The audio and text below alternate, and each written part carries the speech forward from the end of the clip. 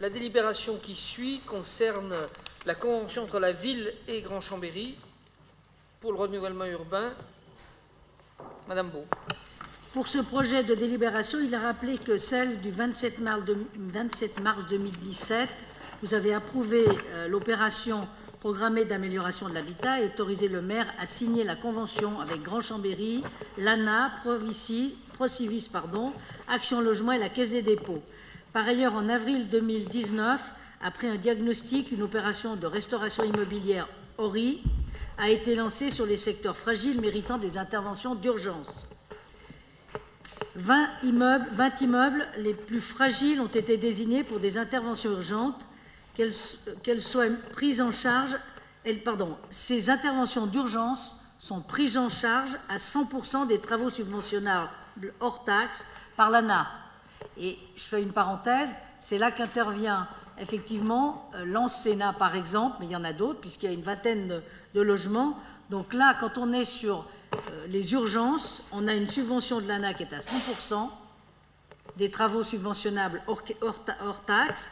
Et donc, pour ça, il faut être dans le périmètre, je veux dire, de l'ORI.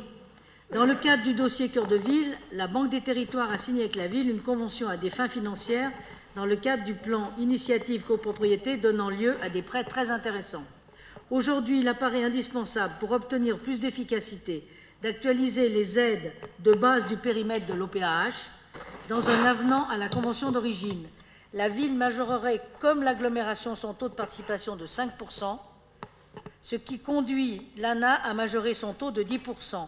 Ainsi, nous aurions 20% supplémentaires qui, à notre avis, auraient un effet effectivement beaucoup plus incitatif qu'aujourd'hui.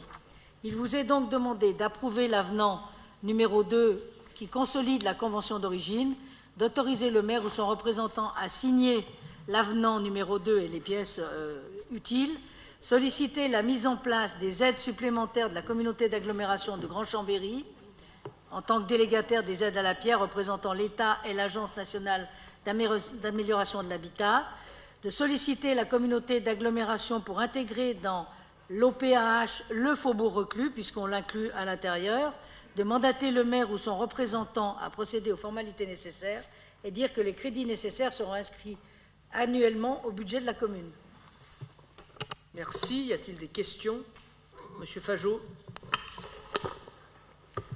Oui, enfin, le rapport, il me va bien, mais il y a quand même quelque chose qui m'inquiète un peu, c'est que là, on est sur l'hypercentre, ou le centre-ville, et on n'a aucune garantie sur la maîtrise des loyers quand il y aura une réhabilitation, une rénovation de ces logements ou de ces immeubles, puisqu'on parle d'immeubles ou de logements.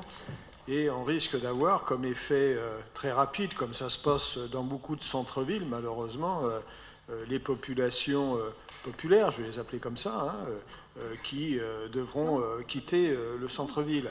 Alors c'est bien d'affirmer, c'est pas vous, c'est une tendance générale, ce que je développe, de dire il faut maintenir une mixité sociale, on s'entend bien, et en fait, voilà, il y a ce risque et on n'a absolument aucune garantie, voilà, et ça m'interroge quand même, et ça m'inquiète sur ce truc.